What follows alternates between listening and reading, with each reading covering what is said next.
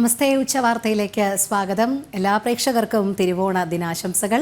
ഞാൻ രോഹിണി മഹേഷ്. ആദ്യം നോക്കാം പ്രധാന തലക്കെട്ടുകൾ.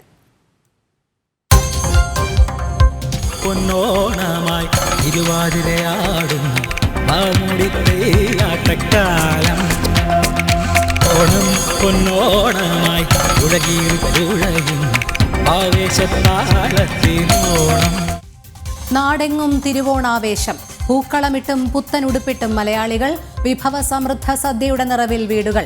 തൃക്കാക്കരയിലും ആറന്മുളയിലും വിപുലമായ ആഘോഷങ്ങൾ.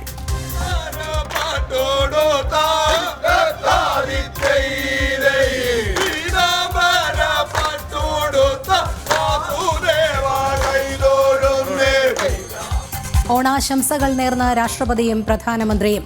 മലയാളക്കരയ്ക്ക് ജനം ടിവിയുടെ തിരുവോണാശംസകൾ.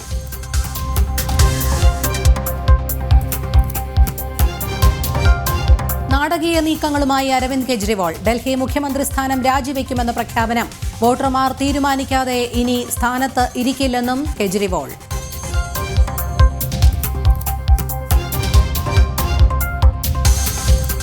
മലപ്പുറത്ത് വീണ്ടും നിപ്പ ആശങ്ക. യുവാവിന്റെ സമ്പർക്കത്തിലുള്ളത് 26 പേർ. തിരുവാലി പഞ്ചായത്തിൽ യോഗം ചേർന്ന് ജനപ്രതിനിധികളും ആരോഗ്യവകുപ്പ് ഉദ്യോഗസ്ഥരും.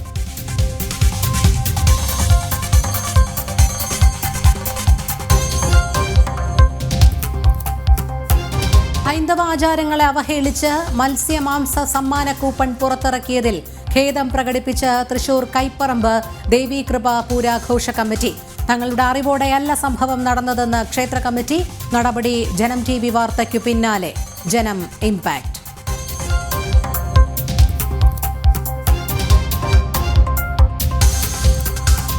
കോഴിക്കോട് പേരാമ്പ്രയിൽ കാട്ടാന ഇറങ്ങി. ആന ഇറങ്ങിയത് നഗരപ്രദേശത്ത്. കൃഷികൾ നശിപ്പിച്ചതായി നാട്ടുകാർ. നിരീക്ഷണം തുടർന്ന് വനം വകുപ്പ്.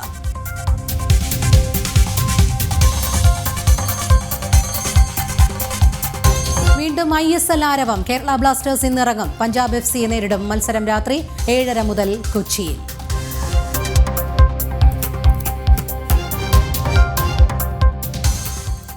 ഓണാവേശത്തിൽ നാട്.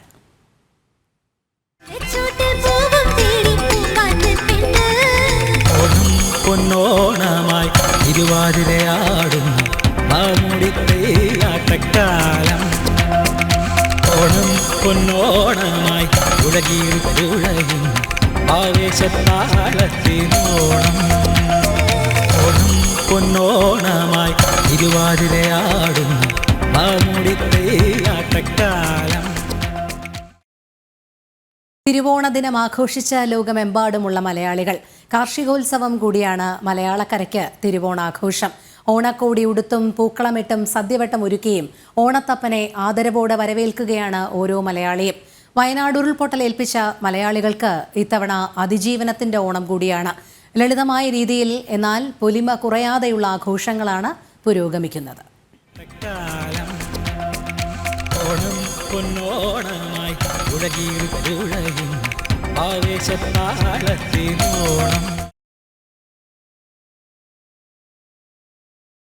തൃക്കാക്കര വാമനമൂർത്തി ക്ഷേത്രത്തിലെ ഓണോത്സവം ഇന്ന് സമാപിക്കും. രാവിലെ ക്ഷേത്രത്തിൽ മഹാബലിയുടെ എതിരേൽപ്പും ശ്രീബലിയും നടന്നു. ക്ഷേത്രത്തിലെത്തിയ ആയിരങ്ങൾക്ക് വിഭവസമൃദ്ധമായ ഓണസദ്യയും വിളമ്പി. ഓണത്തിന്റെ ചരിത്രപരവും ഐതിഹ്യപരവുമായ വിശ്വാസങ്ങൾ ഇഴചേർന്ന് കിടക്കുന്ന തൃക്കാക്കര വാമനമൂർത്തി ക്ഷേത്രത്തിൽ ഇത്തവണയും വിപുലമായ ഓണോത്സവമാണ് നടന്നത്. പുലർച്ചെ മുതൽ ഭക്തർ ദർശനത്തിനായി എത്തി തുടങ്ങിയിരുന്നു. 8 മണിയോടെ ക്ഷേത്രത്തിലെ മഹാബലി ആസ്ഥാനത്ത് മഹാബലി എതിരേക്കൽ ചടങ്ങ് നടന്നു.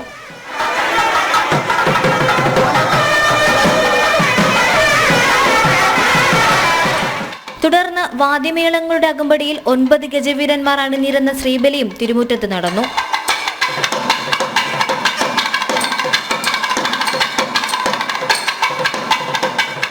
22 തരം വിഭവങ്ങൾ ഒരുക്കിയാണ് ഓണസദ്യ വിളമ്പിയത്. 25,000 പേർക്കാണ് തിരുവോണ സദ്യ ഒരുക്കിയിരുന്നത്. അത്തം മുതൽ 10 ദിവസത്തെ ഓണാഘോഷം എന്നത് തൃക്കാക്കരയിലെ ഉത്സവവുമായി ബന്ധപ്പെട്ടതാണ്. അത്തം നാളിൽ കൊടുകേറിയ ക്ഷേത്രോത്സവം തിരുവോണം നാളിലെ ആറാട്ടോടെ സമാപിക്കും.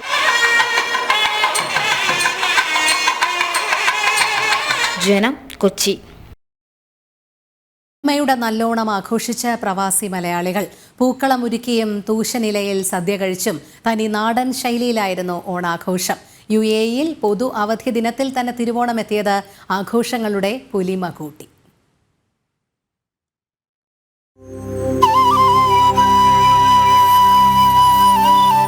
നാട്ടിലേക്കാൾ കെങ്കേയുമായി പ്രവാസികളുടെ ഓണാഘോഷവും നടക്കുകയാണ്. സദ്യ ഒരുക്കിയും അത്തപ്പൂക്കളം ഒരുക്കിയും തനത് രീതിയിൽ തന്നെയാണ് പ്രവാസികളുടെ ആഘോഷവും.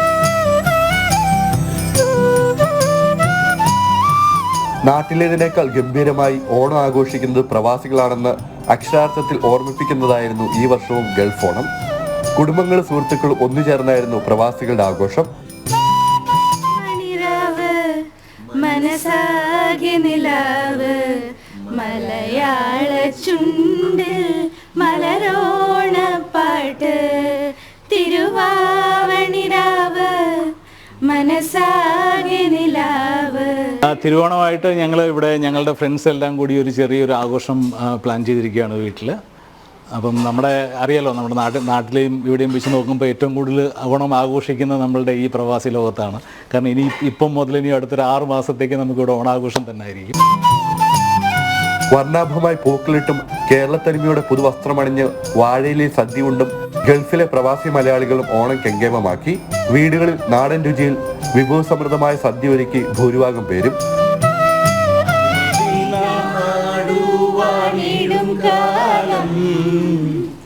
മനുഷ്യരെല്ലാരും ഒന്നുപോലെ ആമോദത്തോടെ വസിക്കും കാലം. ഓണം സെലിബ്രേറ്റ് ചെയ്യാൻ വേണ്ടി ഞങ്ങളെല്ലാവരും കൂടിയിട്ടുണ്ട്. ഫ്രണ്ട്സും ഫാമിലിയായിട്ട് അത്തപ്പൂക്കളം ഇട്ടിട്ടുണ്ട്, സദ്യ ഒരുക്കിയിട്ടുണ്ട്. വീട്ടിൽ തന്നെ സദ്യ ഒരുക്കിയിട്ടുള്ളത് 3 കൂട്ടം പായസം ഉണ്ട്. ഞങ്ങൾ അടിപൊളി ആൻറ്റിയാണ് ഉണ്ടാക്കിയിട്ട്. ഞാൻ ആദ്യമായിട്ട് ഇങ്ങനത്തെ ഒരു ഓണം ഇവിടെ സെലിബ്രേറ്റ് ചെയ്യുന്നത്. നാട്ടിൽ സെലിബ്രേറ്റ് ചെയ്ത് കുറേ എക്സ്പീരിയൻസസ് ഒക്കെ ഉണ്ട്. പക്ഷേ ഒരു സന്തോഷം ദുബായിൽ വെച്ചിട്ട് ഇങ്ങനെ ഒരു ഓണം സെലിബ്രേറ്റ് ചെയ്യാൻ എൻ്റെ ഫ്രണ്ട്സും കൂടിയായിട്ട്. പ്രവാസികളുടെ ഓണാഘോഷം തിരുവോണ ദിനം കൊണ്ട് അവസാനിക്കുന്നില്ല. വിവിധ മലയാളി സംഘടനകളുടെ കൂട്ടായ്മകളുടെ നേതൃത്വത്തിൽ സംഘടിപ്പിക്കുന്ന ഓണാഘോഷങ്ങൾ ആഴ്ചകളും മാസങ്ങളും നീളും. എല്ലാവർക്കും ഓണാശംസകൾ നേർന്നുകൊണ്ട് രഞ്ജിത്ത് പുലാശ്ശേരിക്കൊപ്പം ഷിൻ സെബാസ്റ്റ്യൻ, ജനം, ദുബായ്. മറ്റു വാർത്തകൾ കൂടി നോക്കാം. ഡൽഹി മുഖ്യമന്ത്രി അരവിന്ദ് കെജ്രിവാൾ രാജി പ്രഖ്യാപിച്ചു. സുപ്രീം കോടതി ജാമ്യം അനുവദിച്ചു കഴിഞ്ഞ ദിവസം തിഹാർ ജയിലിൽ നിന്ന് ഇറങ്ങിയതിന് പിന്നാലെയാണ് തീരുമാനം. മറ്റ് കാര്യങ്ങൾ രാജ്യത്തെ ജനങ്ങൾ തീരുമാനിക്കട്ടെ എന്നും കെജ്രിവാൾ പറഞ്ഞു. വിവരങ്ങളുമായി ജിഷ്ണു കൃഷ്ണൻ ചേരുന്നു. ജിഷ്ണു, എന്തായാലും കെജ്രിവാളിന്റെ ഭാഗത്തു നിന്ന് നാടകീയ നീക്കങ്ങളാണ് നിലവിൽ ഉണ്ടായിരിക്കുന്നത്. ജയിലിലായിരുന്ന സമയത്ത് അവിടെ നിന്ന് ഭരണകാര്യങ്ങൾ നിർവഹിച്ചിരുന്ന അരവിന്ദ് കെജ്രിവാൾ ഇപ്പോൾ ജാമ്യം അനുവദിച്ച് പുറത്തിറങ്ങിയപ്പോൾ രാജി പ്രഖ്യാപനം നടത്തിയിരിക്കുകയാണ്. തീർച്ചയായും തീർത്തും നാടകീയമായ രംഗങ്ങൾ തന്നെയാണ് ഇന്ന് ആം ആദ്മി പാർട്ടി ഓഫീസിൽ ഉണ്ടായിട്ടുള്ളത്. ജയിൽ മോചിതനായ ശേഷം ഇന്ന് പാർട്ടി ആസ്ഥാനത്ത് ഡൽഹിയിൽ ആം ആദ്മി പാർട്ടിയുടെ ആസ്ഥാനത്ത് മാധ്യമങ്ങളെ കാണവെയാണ് മുഖ്യമന്ത്രി അരവിന്ദ് കെജ്രിവാൾ രാജി പ്രഖ്യാപിച്ചിട്ടുള്ളത്. 2 ദിവസം കഴിഞ്ഞാൽ ഞാൻ മുഖ്യമന്ത്രി പദം രാജിവെക്കും, പിന്നീട് ജനങ്ങൾ അവരുടെ വിധി പ്രഖ്യാപിക്കുന്നതുവരെ മുഖ്യമന്ത്രി കസേരയിൽ ഇരിക്കില്ല എന്നാണ് അരവിന്ദ് കെജ്രിവാൾ പറഞ്ഞിട്ടുള്ളത്. 2 ദിവസത്തിനുള്ളിൽ തന്നെ നിയമസഭാ കക്ഷി യോഗം ചേരും. ആ കക്ഷി യോഗത്തിൽ പുതിയ മുഖ്യമന്ത്രി അടുത്ത തെരഞ്ഞെടുപ്പ് നടക്കുന്നതുവരെ. ശരി, ജിഷ്ണു കൃഷ്ണനാണ് വിവരങ്ങൾ നൽകിയത്. ഹൈന്ദവാചാരങ്ങളെ അവഹേളിച്ച് മത്സ്യമാംസ സമ്മാന കൂപ്പൺ പുറത്തിറക്കിയ സംഭവത്തിൽ ഖേദം പ്രകടിപ്പിച്ച് തൃശൂർ കൈപ്പറമ്പ് ദേവീകൃപ പൂരാഘോഷ കമ്മിറ്റി. സംഭവം ജനം TV വാർത്തയാക്കിയതിനെ തുടർന്ന് പരിപാടി മാറ്റിവെച്ചു. പകരം സമ്മാനമായി തുക നൽകുമെന്നും കമ്മിറ്റി അറിയിച്ചു. അതേസമയം തങ്ങളുടെ അറിവോടെയല്ല സംഭവം നടന്നതെന്ന് കൈപ്പറമ്പ് ക്ഷേത്ര കമ്മിറ്റി വാർത്താക്കുറിപ്പിൽ വ്യക്തമാക്കി. വിഷയം ജനം TV കൃത്യമായി റിപ്പോർട്ട് ചെയ്തതാണെന്നും കുറിപ്പിൽ പറയുന്നു. പൂരാഘോഷ കമ്മിറ്റി പരിപാടി നടത്താൻ തീരുമാനിച്ചതിനെ സമിതി അപലപിച്ചു. അവർ ആ പൂരത്തിൻ്റെ സമയത്ത് പൂരത്തിന് വേണ്ടി സംഖ്യ കണ്ടെത്തി അവർ പൂരം ക്ഷേത്രത്തിലേക്ക് കൊണ്ടുവരിക എന്നുള്ളതല്ലാതെ ക്ഷേത്ര കമ്മിറ്റിക്ക് അവരുമായിട്ട് നേരിട്ടുള്ള ബന്ധമോ അങ്ങനെയുള്ള കാര്യങ്ങളില്ല. അപ്പോൾ അതാണ് അതുമായിട്ട് ബന്ധപ്പെട്ടുള്ള കാര്യം. അപ്പോൾ അവർ നടത്തിയ സമ്മാന കൂപ്പൺ നമ്മളുടെ അറിവോടെയോ നമ്മളുടെ ഒരു അനുമതിയോടെയോ ഒന്നുമല്ല. ആ പരിപാടി നമ്മൾ ശക്തമായിട്ട് അപലപിക്കുന്നു. അതായത് ഒരു നമ്മളുടെ കാര്യങ്ങളൊക്കെ ആയിട്ട് ആലോചിക്കുമ്പോൾ അതിലൊന്നും ഒരു നല്ല കാര്യമായിട്ട് നമുക്കും തോന്നുന്നില്ല. അപ്പോൾ ആ പ്രവൃത്തിയെ നമ്മൾ ശക്തമായിട്ട് അപലപിക്കുന്നു. ഈ കാര്യത്തെ പറ്റിയിട്ട് ജനം ടിവിയുടെ റിപ്പോർട്ടർ എന്നെ വിളിച്ചിരുന്നു. ആ സമയത്ത് ജനം TV റിപ്പോർട്ടറോട് നമ്മളുടെ നിലപാട് വ്യക്തമായിട്ടുള്ളതാണ്. ആ സമയത്ത് ജനൻ ടി വി അത് റിപ്പോർട്ട് ചെയ്തപ്പോഴും അത് ജനൻ ടി വിയുടെ വാർത്തയിൽ വ്യക്തമായിട്ട് പറഞ്ഞിരുന്നു, ക്ഷേത്ര കമ്മിറ്റിയുടെ അറിവോടെയല്ല ഈ കാര്യങ്ങൾ ഇവിടെ നടക്കുന്നത് എന്നുള്ളത്. അപ്പോൾ ആ കാര്യത്തിൽ ജനൻ ടി വിയോട് നമുക്കുള്ള നന്ദി അറിയിക്കുകയാണ്. ക്ഷേത്ര കമ്മിറ്റിയുടെ നിലപാട് സമൂഹത്തെ അറിയിക്കാൻ ജനൻ ടി വി എടുത്ത ആ ഒരു നിലപാടോട് കൂടിയിട്ട് നമുക്ക് സാധിച്ചിട്ടുണ്ട്. ചേരുന്നു മനോജ്, എന്താണ് വിശദാംശങ്ങൾ?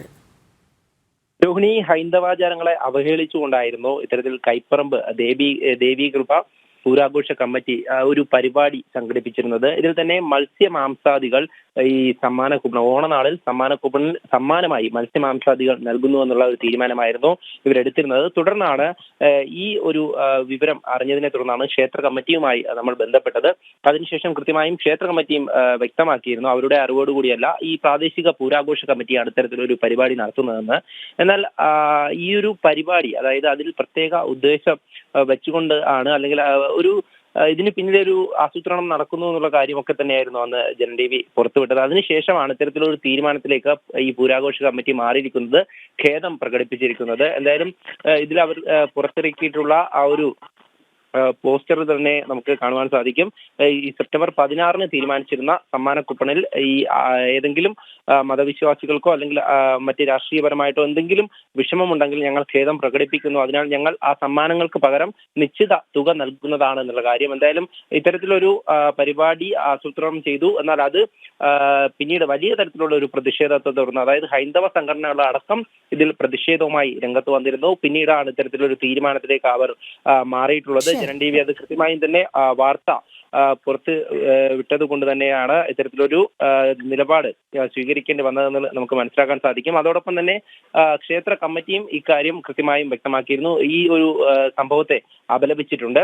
എന്തായാലും ഈ ഹൈന്ദവ ആചാരങ്ങളെ അവഹേളിച്ചുകൊണ്ട് നടത്തുന്ന ഇത്തരത്തിലുള്ള പരിപാടികൾ, ഈ ഓണനാളിൽ തന്നെ ഇങ്ങനെ ഒരു പരിപാടി സംഘടിപ്പിച്ചതിന് പിന്നിലുള്ള ഒരു ഉദ്ദേശം എന്താണെന്നുള്ള കാര്യമാണ് ഇതിലൂടെ നമുക്ക് മനസ്സിലായിട്ടുള്ളത്.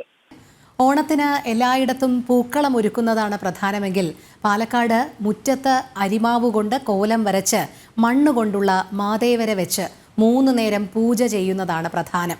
ഇത്തവണയും മുറതെറ്റാതെ കാലങ്ങളായി പിന്തുടരുന്ന ആചാരം അനുഷ്ഠിക്കുകയാണ് പാലക്കാട്ടുകാർ. അരുൺ ആലത്തൂർ തയ്യാറാക്കിയ റിപ്പോർട്ടിലേക്ക്.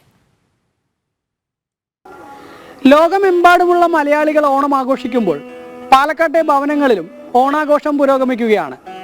പരമ്പരാഗത രീതിയിൽ മുറ്റത്ത് അരിമാവ് കൊണ്ട് കോലം വരച്ചും അതിനു മുകളിൽ മാതേവരെ വെച്ചുമൊക്കെയാണ് പാലക്കാട്ടെ ആഘോഷങ്ങൾ പുരോഗമിക്കുന്നത്.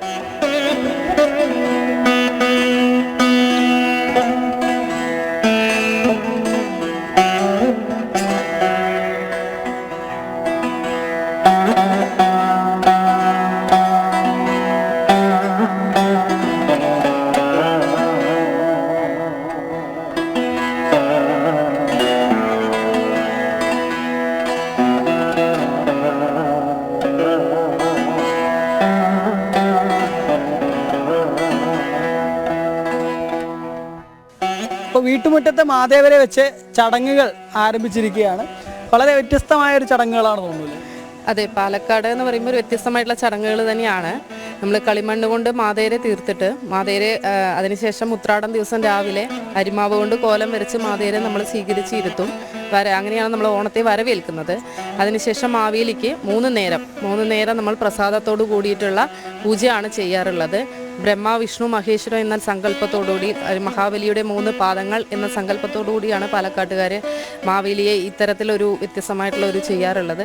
ചില സ്ഥലങ്ങളിൽ ഓലക്കുട ചൂടിയിട്ട് മാവേലിയെ അണിയിച്ചൊരു തീർക്കാറുണ്ട്. നമ്മളൊക്കെ അപ്പോൾ അതിൻ്റെ ഒരു ഇതില്ലാത്തത് കൊണ്ട് നമ്മൾ ചെയ്യുന്നില്ല. എങ്കിലും നല്ല രീതിയിൽ നമ്മൾ അലങ്കരിച്ച് പൂവെല്ലാം വെച്ച് അലങ്കരിച്ച് 3 നേരം പൂജയും കഴിച്ച് ചതയം ദിവസം വരെയാണ് നമ്മൾ ഈ 3 നേരത്തെ പൂജ ചെയ്യാറുള്ളത്. അതിൽ ഉച്ച സമയങ്ങളിൽ സദ്യ ആയിരിക്കും. നമ്മൾ വെച്ചിട്ടുള്ള പായസത്തോടു കൂടിയുള്ള സദ്യ വിളമ്പിയിട്ടായിരിക്കും നമ്മൾ പൂജ ചെയ്യുന്നുണ്ടാവുക. അതിനുശേഷം ചതയം ദിവസമാണ് നമ്മൾ മാവേലിയെ ഇതേപോലെ ഒരു പൂജയോട് കൂടിയിട്ട് മാവേലിയെ നമ്മൾ ഈ വർഷത്തെ ഓണത്തിന് സമാപനമായിരിക്കും. മാവേലി വെച്ച് കഴിഞ്ഞാൽ പിന്നെ അടുത്തതായിട്ട് എന്താണ്? അടുത്തത് നമ്മൾ പൂക്കളം ഒരുക്കുകയാണ്. നല്ല രീതിയിൽ നല്ല കളർഫുള്ളായിട്ടുള്ളൊരു പൂക്കളം ഒരുക്കുക എന്നുള്ളതാണ് ഞങ്ങളുടെ അടുത്ത ലക്ഷ്യം.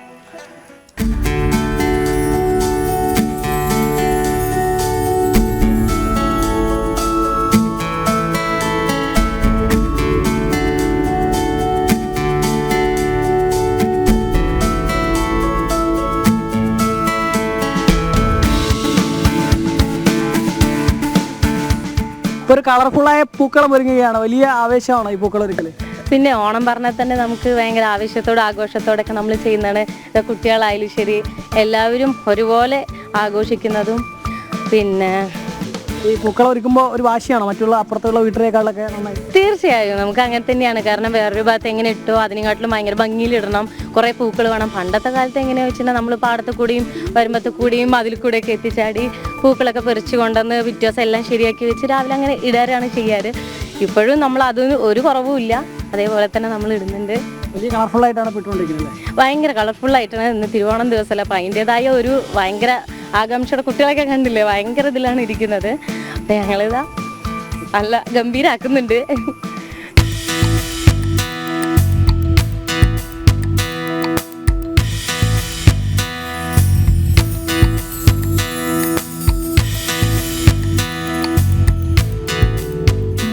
മാവേലി പൂജയും പൂക്കളം ഒരുക്കലും ഒക്കെ കഴിഞ്ഞതോടെ ഇപ്പോൾ വിഭവസമൃദ്ധമായ സദ്യയാണ് പുരോഗമിച്ചുകൊണ്ടിരിക്കുന്നത്. ചേച്ചി, എന്തൊക്കെയാണ് സദ്യക്ക് കൂട്ടുകൾ? സാമ്പാർ, അവിയൽ, ഇഞ്ചിപ്പുളി, അച്ചാർ, ഉപ്പേരി, തോരൻ എല്ലാം ഉൾപ്പെടെ പാലട പ്രഥമൻ ഉൾപ്പെടെ ഏകദേശം 10-12ഓളം വിഭവങ്ങളായിട്ടാണ് ഞങ്ങൾ ഓണസദ്യ ഒരുക്കിയിട്ടുള്ളത്. മക്കളെല്ലാവരും ഊണ് കഴിച്ച് നല്ല സന്തോഷത്തോടെ ഇരിക്കുന്നു. തന്നെയാണ് ഓണത്തിൻ്റെ ഏറ്റവും ഹൈലൈറ്റ്. പിന്നെ തീർച്ചയായിട്ടും ഓണം എന്ന് പറഞ്ഞു കഴിഞ്ഞാൽ മറ്റ് ചടങ്ങുകളുടെ ഒപ്പം തന്നെ ഓണസദ്യ തന്നെയാണ് ഏറ്റവും പ്രധാനപ്പെട്ട ഒരു കാര്യമായിട്ട് ഞങ്ങൾ കൊണ്ടുവരുന്നത്. സദ്യ കഴിഞ്ഞാൽ പിന്നെ അടുത്തെന്താണ്? സദ്യ കഴിഞ്ഞ് കഴിഞ്ഞാൽ ഞങ്ങൾ ഇനി തിരുവാതിര കളിയാണ് ചെയ്തിട്ടുള്ളത്. തിരുവാതിര കളിക്കുള്ള തയ്യാറെടുപ്പുകളെല്ലാം പൂർത്തിയായിട്ടിരിക്കുന്നു. സദ്യ കഴിഞ്ഞ് കഴിഞ്ഞാൽ അടുത്തത് തിരുവാതിര കളിയിലേക്കാണ് പോകുന്നത്. ഓണത്തിൻ്റെ തന്നെ ഏറ്റവും പ്രധാനപ്പെട്ട തിരുവാതിര കളി. അങ്ങനെ കുട്ടികളും എല്ലാം കൂടെ ചേർന്നിട്ട് തന്നെയാണ് സെറ്റ് ചെയ്തിട്ടുള്ളത്.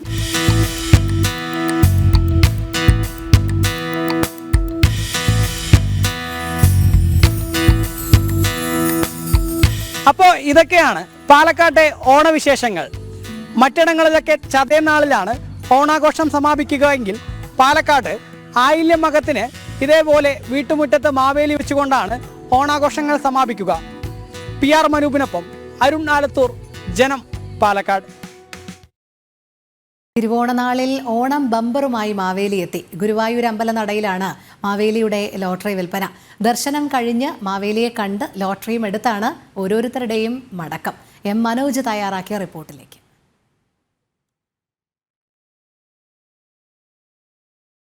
തിരുവോണ ദിനം ഗുരുവായൂർ അമ്പലത്തിലാണ്. ഈ ക്ഷേത്രത്തിന്റെ കിഴക്കേ നടയിലേക്ക് എത്തിയപ്പോൾ ഒരു കാഴ്ച കാണുവാനിടയുണ്ടായി. ഇവിടേക്ക് മാവേലി എത്തിയിരിക്കുകയാണ്. ഈ ഗുരുവായൂർ ക്ഷേത്രത്തിന് ഈ കിഴക്കേ നടയ്ക്ക് മുന്നിൽ ഓണം ബമ്പറുമായാണ് മാവേലി എത്തിയിരിക്കുന്നത്. എന്തായാലും മാവേലി ഇവിടെ തകർത്ത വിൽപ്പനയിലാണ്. എന്തൊക്കെയുണ്ട്, എങ്ങനെയാ ഓണമായിട്ട് ബമ്പറുമായിട്ട് മാവേലി തന്നെ ഇറങ്ങി? നമസ്കാരം, ഓണാശംസകൾ. തിരുവോണ ബമ്പറുമായിട്ടാണ് ഇറങ്ങിയേക്കണേ. 25 കോടിയാണ് ഒന്നാം സമ്മാനം. 22 കോടീശ്വരന്മാരുണ്ട്. അപ്പോൾ ഈ 22 കോടീശ്വരന്മാരെ കാറ്റാണ് നമ്മുടെ കേരളം നിൽക്കുന്നത്. എങ്ങനെയുണ്ട് ഈ ഒരു കച്ചവടമൊക്കെ? എല്ലാവരും വരുന്നുണ്ടോ മാവേലിയുടെ അടുത്ത്? മാവേലിനെ കാണാൻ ഒരുപാട് പ്രജകൾ ഇപ്പോൾ വരുന്നുണ്ട്. ഓണ സീസൺ ആണല്ലോ, അതുകൊണ്ടാണ് ഞാനിപ്പോൾ ഈ മാവേലിയായിട്ട് വേഷമിട്ട് ലോട്ടറി വിൽക്കുന്നത്. അപ്പോൾ പ്രജകളൊക്കെ വളരെ ഹാപ്പിയാണ്. മാവേലിനെ കണ്ട സന്തോഷം എല്ലാവർക്കും ഉണ്ട്. കുട്ടികൾ മുതൽ വയസ്സായവർക്ക് വരെ വളരെ സന്തോഷമാണ് മാവേലിനെ കണ്ടത്. എവിടെയൊക്കെ, ഇവിടെ മാത്രമാണോ, ഗുരുവായൂർ മാത്രമാണോ, അതോ എവിടെയൊക്കെ ഈ മാവേലി എത്തുന്നത്? മാവേലി ഈ അത്തം മുതൽ 10 ദിവസം, ഇന്നിപ്പോൾ നാട്ടിൽ തന്നെയാണ്, ഗുരുവായൂർ തന്നെയാണ്. 10 ദിവസം അയൽ ജില്ലയിൽ എറണാകുളം, പറവൂര്, തൃശ്ശൂര്, വടക്കുന്നാഥ മൈതാനിയിലൊക്കെ മാവേലി ഉണ്ടായിരുന്നു. അപ്പൊ കുറെ ആളുകളെയൊക്കെ കാണാൻ പറ്റി, ഒത്തിരി പേർക്ക് സന്തോഷമായി. ഈ മാവേലിയുടെ പേരെന്താ? മായാദേവി. സ്ഥലം? ഗുരുവായൂർ. അപ്പോൾ ഗുരുവായൂർ സ്വദേശിയായിട്ടുള്ള മായാദേവിയാണ് ഇത്തരത്തിൽ മാവേലിയുടെ വേഷമണിഞ്ഞുകൊണ്ട് ഇവിടെ ഓണം ബമ്പറുമായി എത്തിയിരിക്കുന്നത്. നിരവധി പേരാണ് മാവേലിയെ കാണാനും ഫോട്ടോ എടുക്കുവാനും ഒക്കെ ഇങ്ങോട്ടേക്ക് എത്തുന്നത്. എന്തായാലും അപ്പം ഓണം ഹാപ്പി അല്ലേ? ഓണം ഹാപ്പിയാണ്, എല്ലാവർക്കും ഓണാശംസകൾ. തീർച്ചയായും മാവേലി തന്നെ ഇപ്പോൾ ഹാപ്പിയാണ്. അതുപോലെ തന്നെ ഈ ഗുരുവായൂരിൽ എത്തുന്ന ഭക്തരും ഈ മാവേലിയെ കണ്ടിട്ട് ആണ് ഈ കിഴക്കേ നട വഴി ഗുരുവായൂർ കണ്ണനെ കാണുവാൻ വേണ്ടി ഉള്ളിലേക്ക് പോകുന്നത്. പ്രണവ് പ്രസാദിനും വിപിൻ കോശർക്കുമൊപ്പം M. മനോജ്, ജനം, തൃശൂർ. മലയാളത്തിൽ ആദ്യമായ ഒരു മ്യൂസിക്കൽ വെബ് സീരീസ് ഓണത്തിന്റെ പശ്ചാത്തലത്തിൽ തയ്യാറാക്കിയ ചിങ്ങക്കുട്ടി എന്ന മ്യൂസിക്കൽ ആൽബം ഏറെ പ്രേക്ഷക പ്രീതി നേടിക്കൊണ്ടിരിക്കുകയാണ്. സ്ത്രീകൾ അനുഭവിക്കുന്ന സമകാലിക വിഷയത്തെ അടിസ്ഥാനമാക്കി മനീഷ് കുറുപ്പാണ് മ്യൂസിക്കൽ ആൽബം ഒരുക്കിയിരിക്കുന്നത്. നവതാരങ്ങളായ ഡോണ, അന്ന, ടോണി, സിജിമോൻ തുടങ്ങിയവരാണ് മ്യൂസിക്കൽ ആൽബത്തിലെ പ്രധാന കഥാപാത്രങ്ങൾ.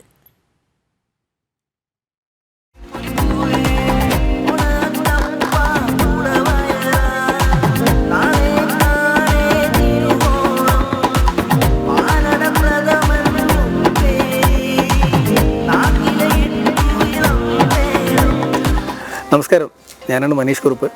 ഞാൻ ചിങ്ങക്കുട്ടി മ്യൂസിക്കൽ ആൽബത്തിൻ്റെ സംവിധായകനാണ്. അതേപോലെ തന്നെ അതിൻ്റെ മ്യൂസിക്കും ലിറിക്സും ചെയ്തിരിക്കുന്നത് ഞാൻ തന്നെയാണ്. ചിങ്ങക്കുട്ടി എന്ന് പറയുന്നത് ആക്ച്വലി സമൂഹത്തിൽ നടക്കുന്ന ചില കാര്യങ്ങൾക്ക് വേണ്ടിയിട്ടുള്ള ഒരു പ്രതികരണമാണ് ബേസിക്കലി. അത് ഓണം സോങ്ങിൻ്റെ ഓണത്തിൻ്റെ ഒരു പശ്ചാത്തലത്തിൽ നമ്മൾ ചെയ്തതാണ്. അതിൽ നമ്മൾ പറഞ്ഞിരിക്കുന്ന മെയിൻ കാര്യം എന്ന് പറയുന്നത് ഭയം. അങ്ങനെ ആ പേടിയുടെ ഒരു ഒരു ഒരു ചിത്രീകരണമാണ് ബേസിക്കലി ഇതിൽ ചിങ്ങക്കുട്ടിയിലൂടെ ഞാൻ ശ്രമിച്ചിരിക്കുന്നത്. ഇതിൽ ഈ പറയുന്ന പോലെ പെൺകുട്ടിയുടെ ജനനം മുതൽ അവളുടെ വിവാഹം, അതുപോലെ തന്നെ സെക്കൻഡ് മാരേജ്, അതേപോലെ തന്നെ അവളുടെ ഒരു 45 അല്ലെങ്കിൽ 50 വയസ്സ് വരെയാണ് നമ്മളിത് പറഞ്ഞിരിക്കുന്നത്.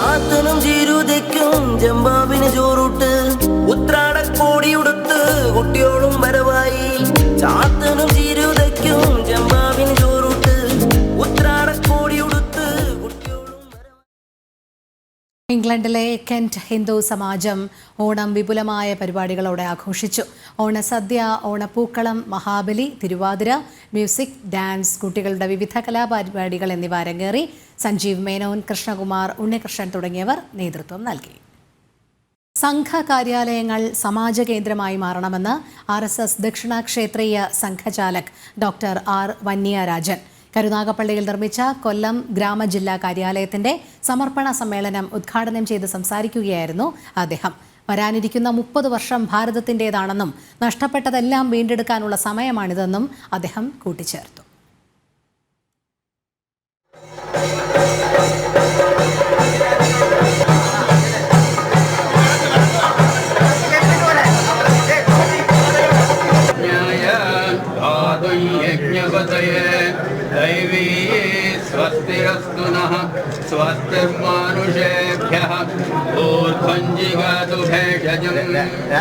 മാതാ അമൃതാനന്ദമയി ദേവിയിൽ നിന്ന് പൂജാദ്രവ്യങ്ങൾ ഏറ്റുവാങ്ങിക്കൊണ്ടാണ് ഗ്രാമജില്ലാ കാര്യാലയത്തിന്റെ സമർപ്പണ കർമ്മങ്ങൾക്ക് തുടക്കം കുറിച്ചത്.